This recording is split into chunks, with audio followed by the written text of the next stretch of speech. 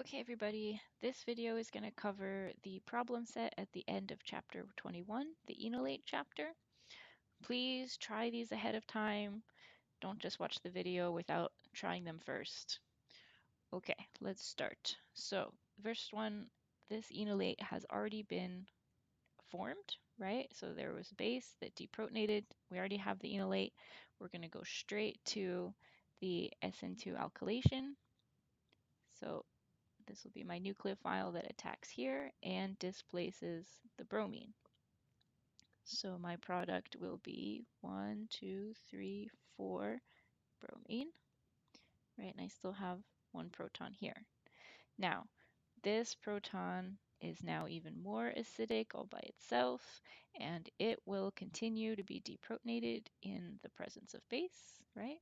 Which I have, and that will form a new anion. So now I have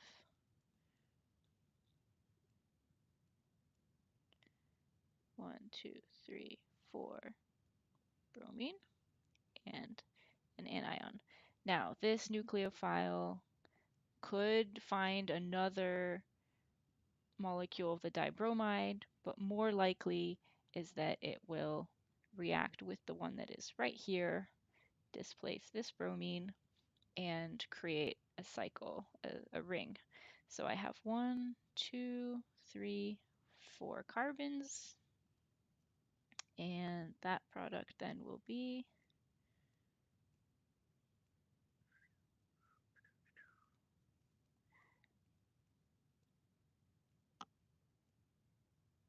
right, like this.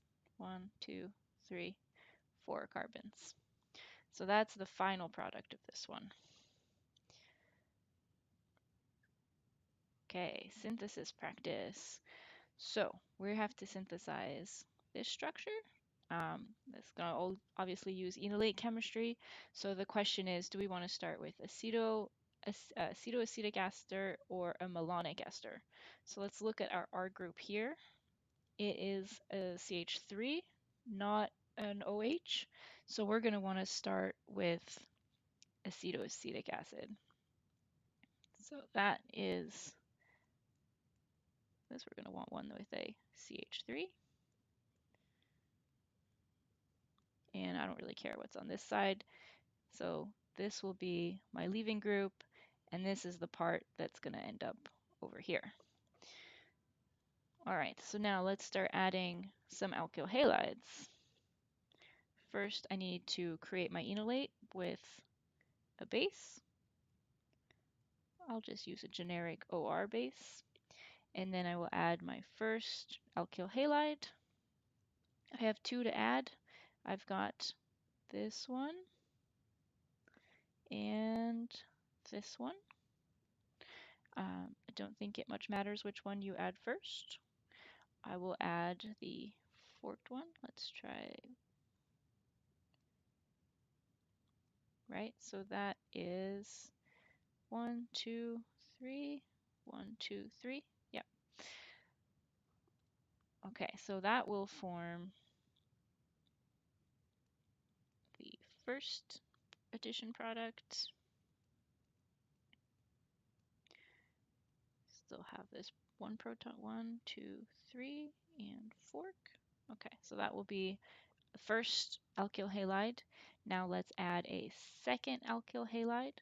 So we probably use a new base, and this time we'll do the one with the benzene.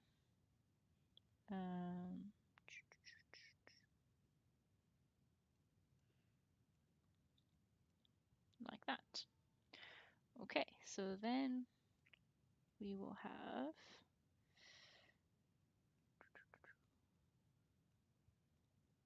that's the phenyl group, and this one, 1, 2, 3, fork.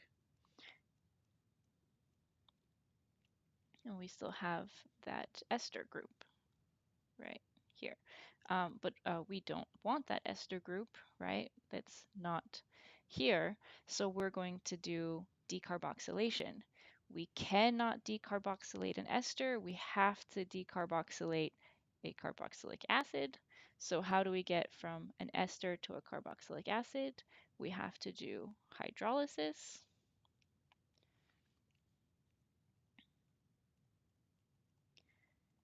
And you can choose basic conditions, which would be a base and then quenching with water, or you could do acidic conditions, right? You could do sulfuric acid in water, right? Either one, acidic or basic, will get you to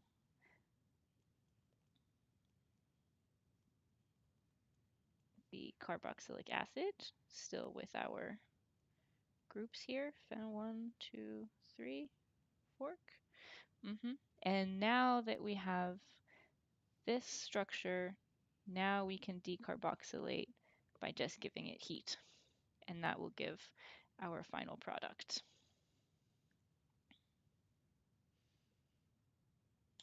Okay, this is one from your textbook. It says a key step in the synthesis of the narcotic analgesic, the meperidine demerol.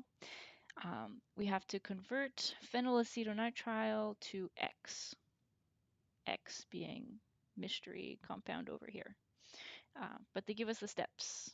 Okay, so looks like we have a strong base, right? And now just like with uh, carbonyls, the nitriles can also form enolates, enolate style compounds, right? So this base can deprotonate a proton here. This is fairly acidic. That will give us this structure, right?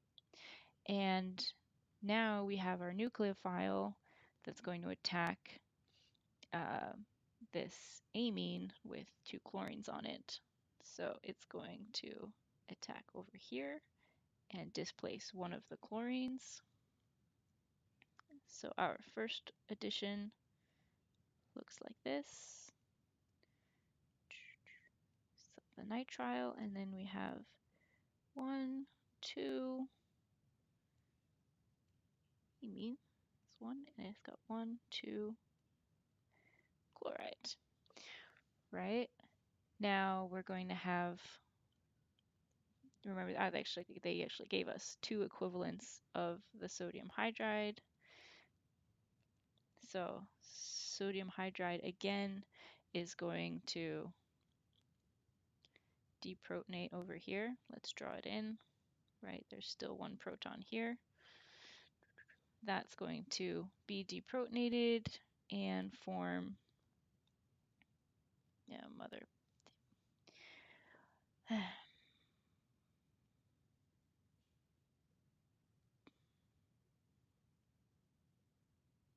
Okay, that will be deprotonated, and we will get 1, 2. Let's do it this way.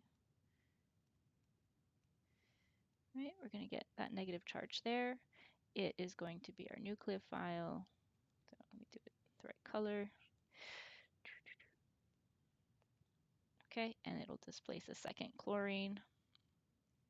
And this is how we get X, which has that cyclic form to it. So the nitrile group is still there.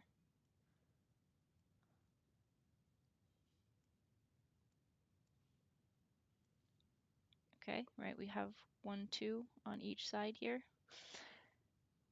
Okay, so then this is compound X. How do we get to now this final structure, demerol? Well, let's see, we have this is already in place. We have the phenyl already there. So basically we are adding this ester group, and we have a nitrile. How do we get from nitrile to ester? This is from the last chapter, right? But with acidic conditions and heat, we can turn that nitrile into a carboxylic acid.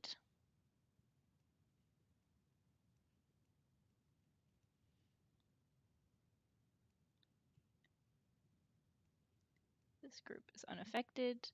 So the book has you use thionyl chloride, right, to turn this into the acid chloride, and then just react with ethanol to get your final product.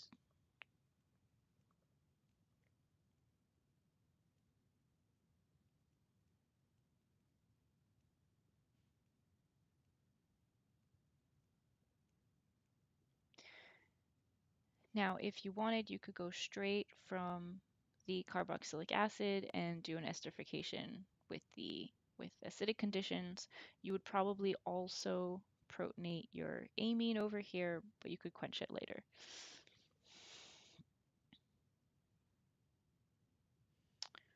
Okay, lots more synthesis. Okay, this first one is a decarboxylation. Okay, but who is going to get removed? We have two carboxylic acids, right? But decarboxylation only works when you're a beta carboxylic acid, right? You need to be beta to another ketone, one other carbonyl. So only this one can get decarboxylated. This one is too stable. You won't be able to remove it with just heat. So what does our product look like?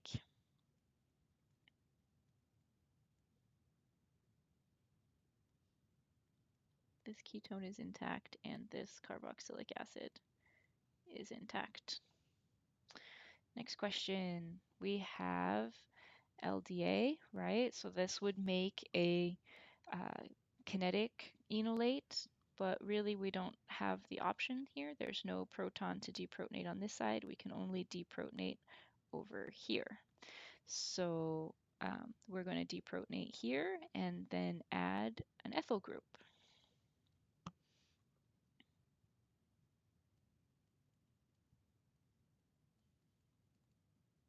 One, two. Next one. Okay, we have, they're demonstrating if you have a bromine that is next to a carbonyl, you can do this substitution with an amine. So this is a straight substitution. The amine will replace the halide. And we keep the amine loses one hydrogen. Okay, next one, we have LDA. So again, it wants to make the kinetic enolate. So in this case, this location does have a proton, but it also has two substituents. This one has one substituent, so it's going to favor this position.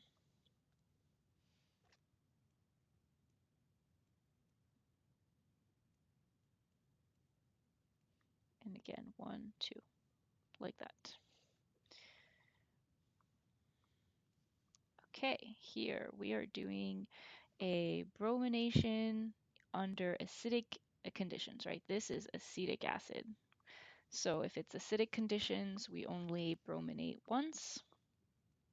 And this spot is taken. There's no protons on this side. So we're going to go over here.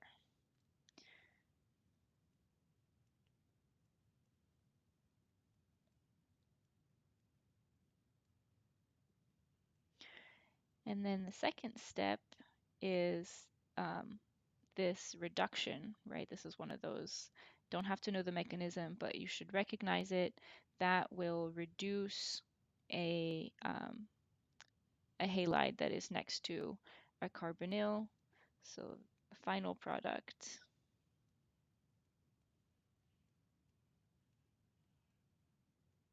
is this. So here we have a methyl ketone, right? And we're adding an excess of iodine under basic conditions, right? Basic means we halogenate all of the alpha carbons, right? So our intermediate in this case would be I3 over here. And the book, I think, doesn't put this here, but there is a proton here. So I would also halogenate over here.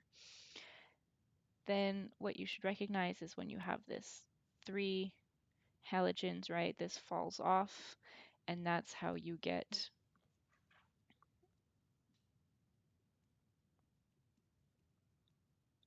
the carboxylic acid here.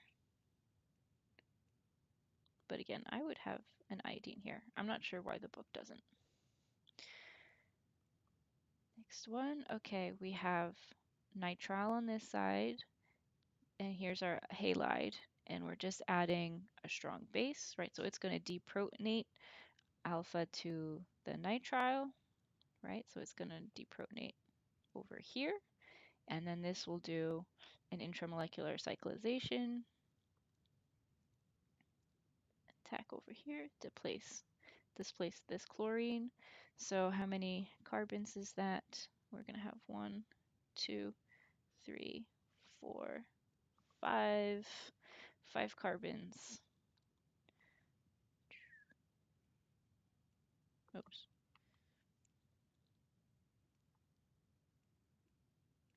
Right? This is 1, 2, 3, 4, 5. And then the nitrile is still there. Last one here, this is also basic conditions, right? And they're telling us we're adding an excess of bromine. So we're going to brominate all the alpha protons.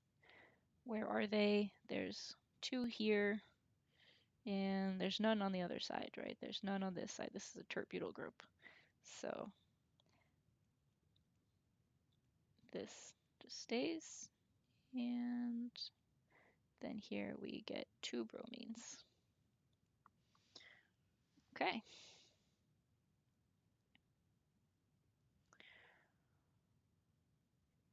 Okay, this question is from your book, so you can check out the answer there, but I will run through it quickly. The main point, what's really important is identifying who is going to be more acidic, right? They're asking you whether HB or HA here are going to be more likely to be deprotonated when we add our base, right? So we can see that we're adding a base, we're going to deprotonate, and then we're going to add this alkyl halide. And if you look at, this image, you're like, oh, well, it's going in this position. HA must be the most acidic. I must be deprotonating there.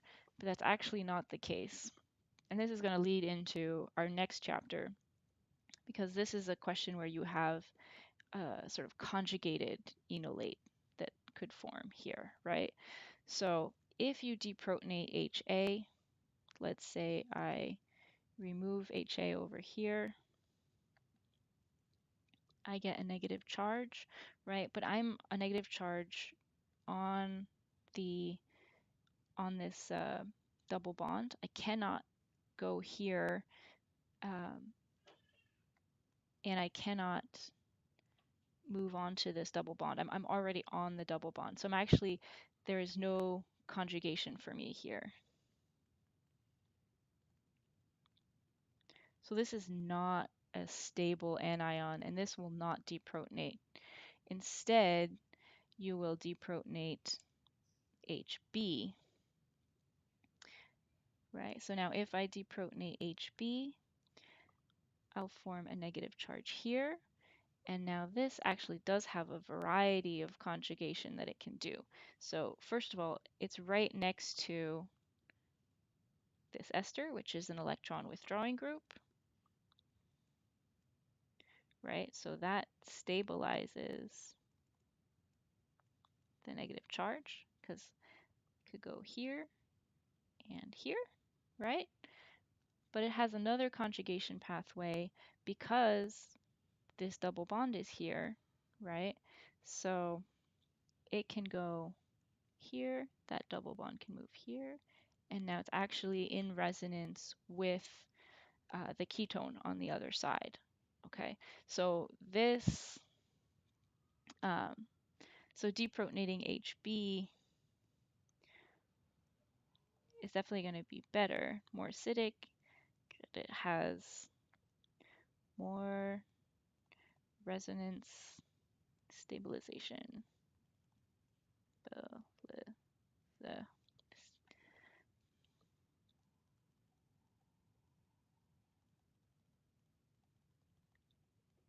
That doesn't look right. You know what I mean. Okay, so then why do I get addition over here, right? Why don't I get addition here? So that what's going to happen is as this resonates, you're going to form, so you're originally going to form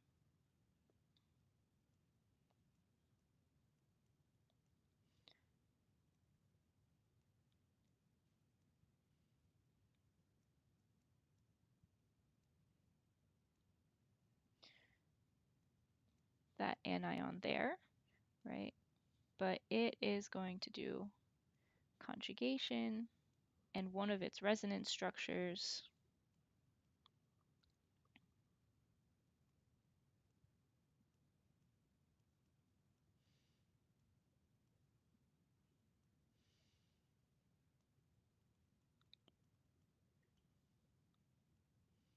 right, is this enolate position, right? Formed an enolate. So this is a, a stable resonance structure. And this is where the charge is going to be when it does its nucleophilic attack on our halogen, right? So then it's pretty straightforward. We have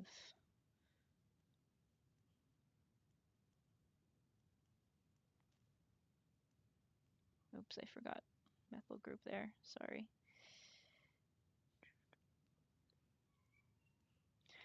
Okay, 1, 2, 3, 1, 2, 3, and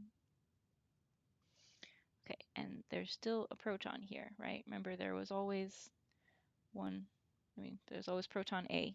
This is still proton A, still hanging out, right? So, um, so you could think that like the structure ends here, but unfortunately now HA is really acidic. And so what happens is that your base, which is still, you still have base present, now will deprotonate HA. So once you reform that anion here, this anion is in conjugation and will, so it will move to this bond, and this, oops, this double bond will reform the anion there, because having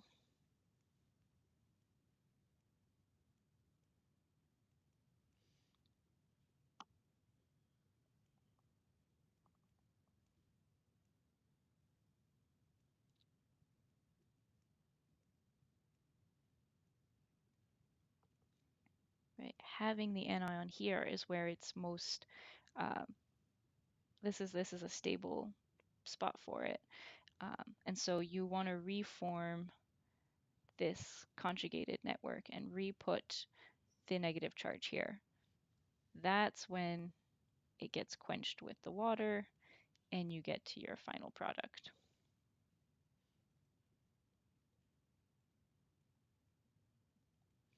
So we'll see a little bit more about these kinds of conjugate additions, right? Where you have an enolate, but it's an enolate that's in resonance. We'll see that a little bit more in the next chapter. And we're done. Thank you.